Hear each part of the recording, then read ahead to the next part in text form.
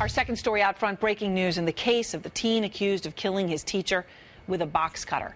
A Massachusetts grand jury has just indicted 14-year-old Philip Chism of murder, aggravated rape, and armed robbery. Chism accused of killing his 24-year-old math teacher, Colleen Ritzer, and then dumping her body behind his school. Don Lemon was up in Danvers, Massachusetts, where this happened, covering it, and he's out front tonight with the latest. Now, remind us, this story captured the country's attention just because of the bizarre, horrific nature of it. Remind us what happened and what we're learning tonight. It gets more horrific, if that could even happen, because what we're learning... I'll tell you what happened first. On October 22nd, he was in school. According to people who were there, other students, he wasn't paying attention in class. And so Ms. Ritzer kept him after school to make sure that he caught up with... To try to help him. And then apparently she had to go to the bathroom. The faculty bathroom was locked. She goes into the second floor student bathroom. He follows her in, and that's when prosecutors say he killed her. That's when they believe he killed her.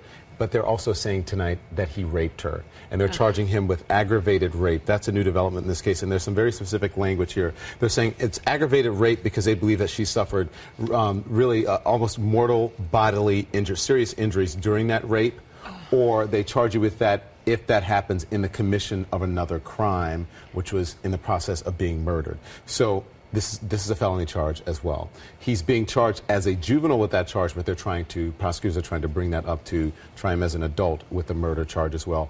Also charged with robbery. They had the box cutter. They believe he stole her iPhone, her credit cards, and her underwear, and then he changed clothes, and then he went about town, as you and I were reporting, to the movies. Then he went to eat, as if nothing had ever happened. It's so gruesome and horrific to imagine. Yeah. What is her family saying tonight about this latest revelation about the rape? I remember going to, so you know when you have to go and knock on someone's door, because you have to, right? I wanted to find out what services and how they were feeling, and I wanted to respect them, so I knocked on the door, and they were a very nice family, and they said, "We appreciate you coming over. We're going to release some information soon." And they said, "But we're holding up." That's the only time I've heard them speak. They released a statement saying, "We are devastated and heartbroken by the details of the horrific circumstances surrounding the death of our beautiful daughter and sister Colleen. As a family, we continue to mourn Colleen's passing and ask that the media respect our privacy during this very difficult time." And that's a statement but can you imagine having to deal with all of this? It's incredible how gracious they have been. Very gracious. You can't imagine what that would ever be like. Yeah, so it gets more horrific as we say. We know what happened, but now there's rape involved, and there's also robbery as well. Yo, what's up, world? It's your boy Philosco here, a.k.a. Philco, in the building. Don't ask why. Yo, nah, and all that stuff. This story, I don't remember hearing about. Well, I'm not in America. I'm not watching American television. Maybe that's why I didn't hear about it. But the first thing I thought of when I was watching the story was this as big of a deal as Trayvon Martin, or was it as big of a deal as that other case, the guy who shot the young man for playing loud music? I was wondering because it's just as bad, but I don't think it got that much attention. But if I'm wrong, let me know. Now, if this kid did this, he should go to jail as an adult. He should catch whatever he catches. If he did it, whatever, if it's true. The evidence points to it. He should definitely go to jail, life. Kill him. I wouldn't care if they kill him. You're going to follow a teacher into the bathroom, murder her, rape her, take her stuff, then go to the movies and watch, I don't know, the Avengers like nothing happened. You deserve the death penalty. I don't give a fuck. At that age, it doesn't even matter. You're 14. I think once you're a teenager and you're big enough to fucking murder an adult and rape them and take their stuff, man, we don't need you. We don't need you in this world. We don't need you. It's either you're too crazy or your parents really fucked up in raising you. We don't need you. You're not that young. You're not some 6-year-old. We don't need you. So, but other than that, I want to speak real quickly on black on white crime, or colored on white crime, not getting as much attention as white on colored crime. Now, I've spoken about this before many times, but I just want people to understand one thing. Stories like this will never be as big as white on black crime. And not only because the news media wants to speak about white on black crime more, is that in general, white on black crime gets more attention in general. People like watching it more. It grabs more attention. It's more dramatic. It's more of a big deal. You know what I mean? black on white crime isn't that big of a deal to people because one, it happens more. When it comes to violent crime, it happens more. That's one. And two, it's like a lot of people, like I said before, a lot of people don't want to talk about these things a lot, especially when they're white, and don't want to look racist. So if they go around talking about, oh, you hear the story of the black guy murdered the white girl or something like that, you will sound a little racist if you talk about it a lot. Or if you say bad things about that black person. Some people look at you as racist. Like, straight up, imagine imagine you're a black person, or just imagine some of your black friends or whatever. You're watching a news story. And then, they show a black guy, he's angry. They show his mugshot, whatever. And they show this blonde white girl who he apparently murdered and raped, whatever. And then somebody in the house starts saying, that piece of shit, low-life scum motherfucker, fuck him, I hope he fucking burns in hell.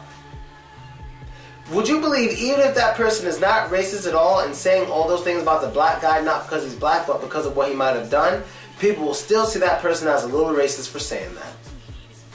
They will see him as a little racist for saying that. Just because that person's white, that's speaking, the person he's speaking about is black, and the victim's white, low-life motherfucker, bitch. But I guarantee you, this person who's not racist, if it was a white person who did it, he would say the same thing. Low-life motherfucker, stupid son of a bitch, stupid cunt, fucking want to murder people and fuck them because you can't get a girlfriend. He would say the same shit.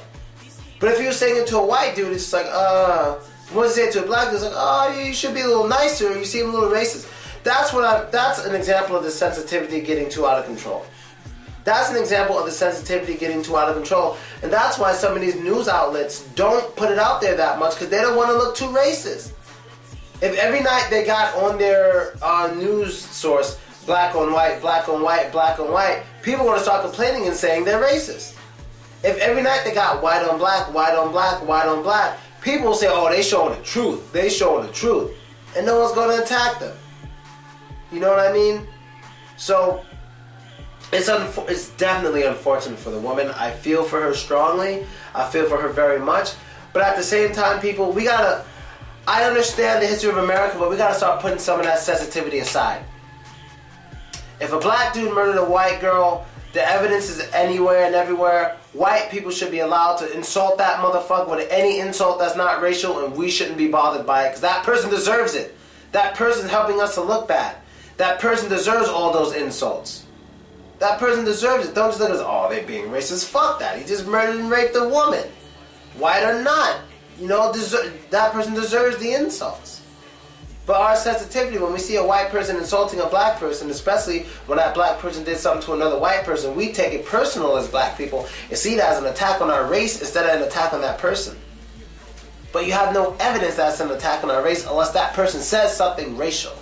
Now let's say if the white person watching the news, like I said before, white person watching, black suspect, white victim, he watched the news and he said something like, I'm tired of all this black crime in America. Is that person racist for saying, I'm tired of all this black crime in America? Just like that. Would that be racist? Would that person be prejudiced? Would that person be hateful? Do you think that person is hateful? I personally do not think so.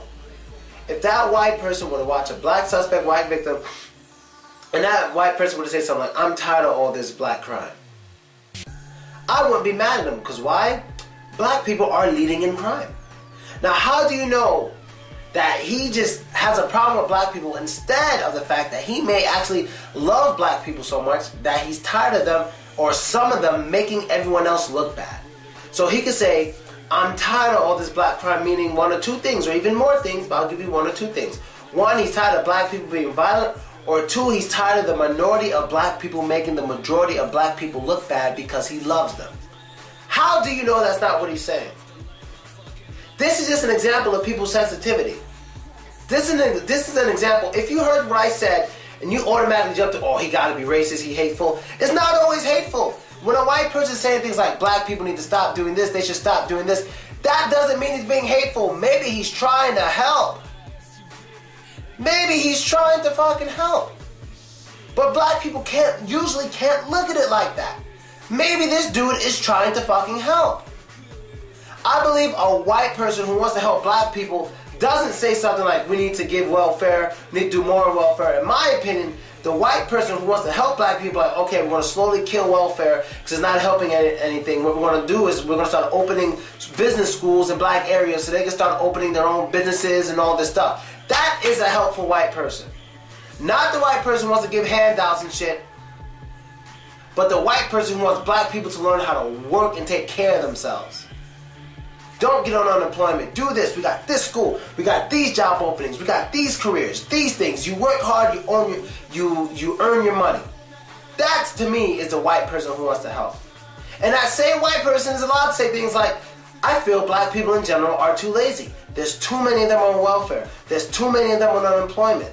And I want to help them, so I'm going to build these business schools in their area. And after they graduate from these business schools, they go straight to this job or straight to this career. As long as they pass the school, they go straight to the job. And if you work for these jobs, your schooling was free. That is a helpful ass white person. And that helpful ass white person is allowed to say bad things about black people sometimes. Just like when Madonna, her white ass, had all these black boyfriends, she called her white son a little nigga. She's allowed to. She's allowed to call her son a little nigga in a positive way. She could do it. I don't see any of you adopting children from Africa, and that's black. I don't see y'all doing it. She's doing more for black people than you are. She's allowed to say Nick. She's earned it. She wasn't yelling. She wasn't angry. She's talking about her own son. All right? So that's basically it. Just the sensitivity is wild. It's just crazy. Now, I mean, I understand it, but at the same time, our sensitivity is the reason why a lot of times these stories are overshadowed by white on black. Because you always hear things about white people. You always hear a lot of white people saying, oh, if a white person does something, it's so bad, but when a black person does it, it's so normal. I agree with them. And it's because of the sensitivity. That's basically it, people. Your boy Philochko. I'm out. Later. Falco.